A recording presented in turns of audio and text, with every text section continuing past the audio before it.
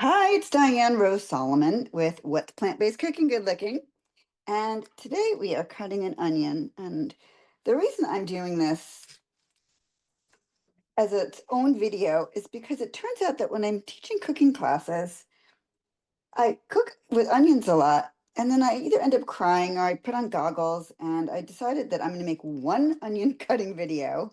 And I will share this in future classes so that I'm not crying or having to put on swim goggles every time, which isn't the worst thing in the world, but still a little bit easier this way. Anyway, so here's my onion, and I'm just starting by cutting off the ends. By the way, onions are very good for you, and they're great to cook with, lots of flavor. And I'm just cutting off the ends. And what I do is that I peel away the outside part, and if it gets the first layer, that's okay too. And you read the instructions. Sometimes it says use a half onion or a small onion, and you can sort of gauge that way. And some of my recipes have you slice the onion. Some of the recipes have you dice the onion. So I'll show you both of those. All right, so this is the outer part of the onion. I think you can see me doing this. Okay, so here we've got the inside of the onion. Let me just wipe that off a little bit. Okay. All right, so I've said this before. I'm not a trained chef, and there has to be a trained chef way to cutting an onion. I'm a mom who gets food on the table every night, and sometimes it involves cutting an onion. So I've just sort of figured it out. There's a few ways you could do it. You could start from the side, and if you're making rings, you could slice them thin, you could slice it thick. Depends on how you want to slice it. Or you could go from the inside and cut it in half. All right, the tears are already starting to flow. And so again, there's a lot of ways you could do it. You can continue cutting like this. Watch your fingers. I'm going to watch my fingers. And you ever see those videos where they're just, well, that's not happening here because remember, I'm not a trained chef.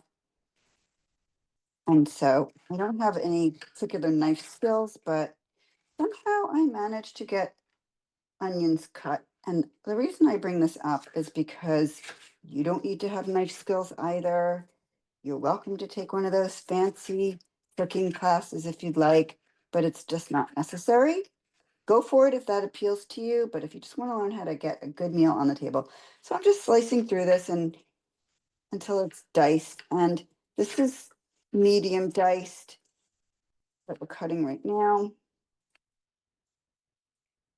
And in one of my classes, I actually shared a funny story about wearing swim goggles while cutting onions. And I learned that there is actually a benefit to that. I thought the first time I saw somebody doing that, I was traveling in Japan on a term abroad, and my homestay mother was wearing goggles to cut onions. And I thought she didn't know what she was talking about because I always believed that it was the onion getting in your nose that would make you cry, but it turned out it really is that it gets in your eye. So if you do protect your eyes, it helps, which I'm not doing at the moment because I want to be able to see what I'm doing. So I'm sort of rough chopping it right now. And then I will dice it up a little bit better.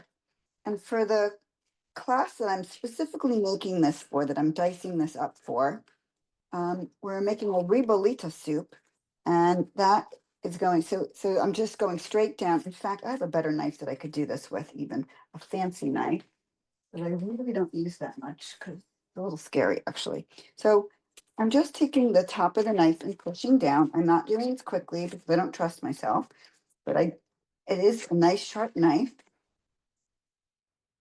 and I'm just cutting all the way through. So we're making a ribollita soup, and one of the three ingredients that we're using that we're going to saute are onion, carrot, and celery, and that's actually what comprises a mirepoix. And it doesn't take very long. See, I just cut an onion in just a couple of minutes. If I wasn't talking, I probably would have had it done a little quicker even. So there you go. We've got a chopped onion. If it really needs to be diced really well, you can keep going. You can always throw it into a food processor if you need it to be even more diced. I've got a mini food processor. You could probably see the big one right in front of me. But I use a little one for dicing things like this. So that's it. I've now chopped an onion, and you have a short video on chopping an onion. And I'm going to put this into an airtight container. And the interweb says that it's good for 7 to 10 days in an airtight container in the refrigerator.